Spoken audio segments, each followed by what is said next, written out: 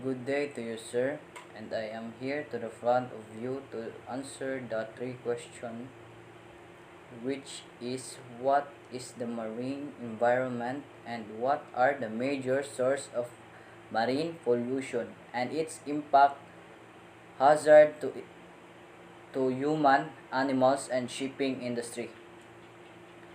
And lastly is ex- explain Marpol Convention history when its objectives include all the regulation of Marpol Annex 1 and 6.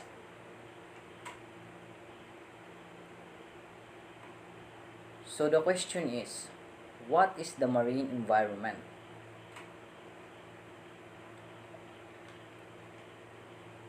From the word marine, it includes sea, coast, beach, and seabed. From the word environment, it's defined surrounding and habitat, and it can support marine life. So the question is, what is the marine environment?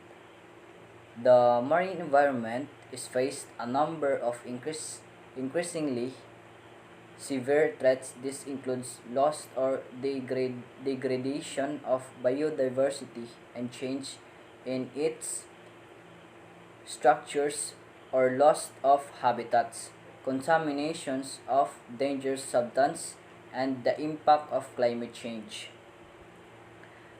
The second question is, what are the major sources of marine pollution and its impact hazard to human, animals, and shipping industry?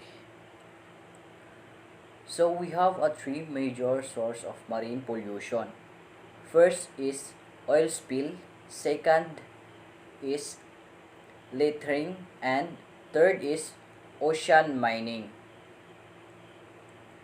And the impact of the human is the source of food will be threatened, as also the food of security will be damaged, and the impact of the shipping industry uh, will be a big damage. And the third question is, explain Marpol Convention history when its objectives includes all the regulation of Marpol Annex 1 and 6.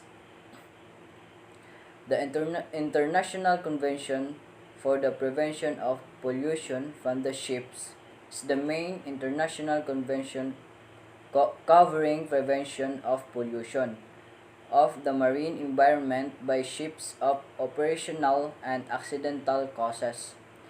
The Marpol Convention was adopted on November 2, 1973 at IMO. The Protocol of 1978 was adopted in response to a spate of tanker accident in 1977 and 1976 and 1977.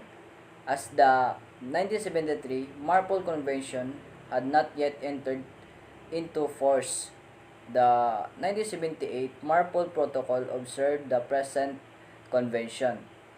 The combined instrument entered into force on October 2, 1983.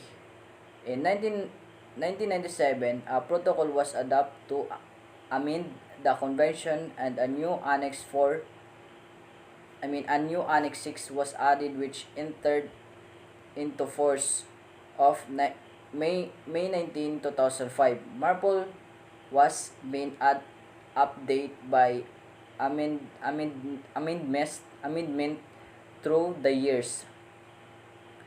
The convention includes regulation aimed in preventing and minimizing population from ship, both accidental population and that from routine operation, and currently includes six technical annexes, especially areas and streets. Control on operational discharge are includes in the most annexes. So we have here six annex. So first is Annex 1, regulation from the prevention of population by oil, entered into the force of October 2, 1983, and thus Second annexes is Annex 2, Regulation from the Control of Population by Noxious Liquid Substance in Bulk, enter into force to October 2, 1983.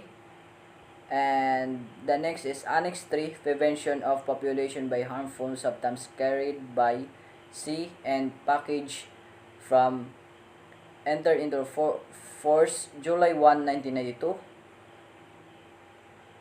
And the next is Annex 4, Prevention of Population by Sewage from Ship, entered into force September 27, 2003.